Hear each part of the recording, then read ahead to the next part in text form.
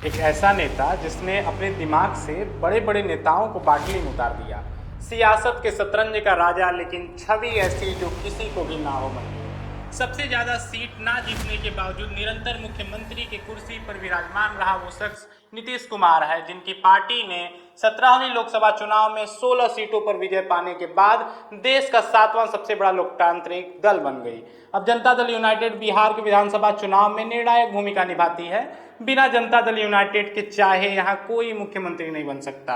यदि वर्तमान की स्थिति पर ध्यान केंद्रित करते हैं तो बिहार में 5 बड़ी पार्टी दिखाई पड़ती है, जिसमें भारतीय जनता पार्टी यानी बीजेपी, जनता दल यूनाइटेड यानी जेडीयू, राष्ट्रीय जनता दल यानी आरजेडी, लोजपा और इंडियन नेशनल कांग्रेस सम्मिलित है। बिहार चुनाव का पुराना रिकॉर्ड देखते हैं तो समझ आता है कि कोई भी पार्टी कितना भी सीट जीते जाए, लेकिन सरकार बिना नीतीश कुमार की उपस्थिति के बना पाना लगभग असंभव है, क्योंकि ज्यादा सीट पाने वाले 3 पार्टी हैं, जेडीयू, आरजेडी और बीजेपी। बीजेपी और आरजेडी एक साथ मिलेंगे नहीं, तो यह स्पष्ट है कि जेडीयू जिस किसी के साथ भी गठबंधन करेगी वही सरकार बनाएगा। अभी बिहार में वर्तमान में एनडीए की सरकार चल रही है, जहां मुख्यमंत्री नीतीश कुमार, डिप्टी सीएम विजय सिन्हा और सम्राट चौधरी हैं। लेकिन यदि सूत्रों की माने तो एनडीए गठबंधन में कुछ भी ठीक नहीं चल रहा है।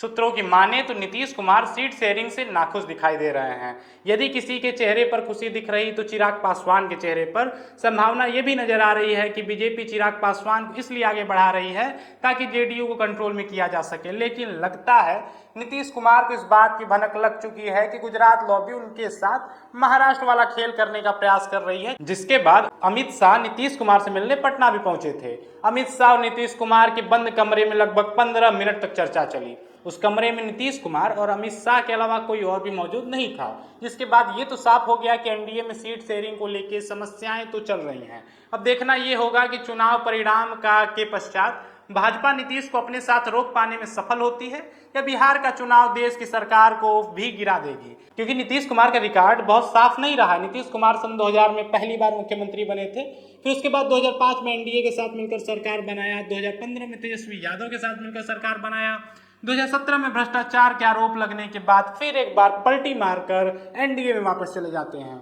फिर यही क्रम चलता रहता है, जिसके बाद 2024 में फिर एक बार एनडीए में सम्मिलित हो जाते हैं। अब ऐसे रिकॉर्ड को देखते हुए तो कुछ भी कहना मुश्किल होगा, लेकिन बिहार चुनाव से रिलेटेड अपडेट के लिए खबरों के खिलाड़ी न्यूज चैनल से जुड़े रहें और चैनल को सब्सक्राइब करना ना भूलें।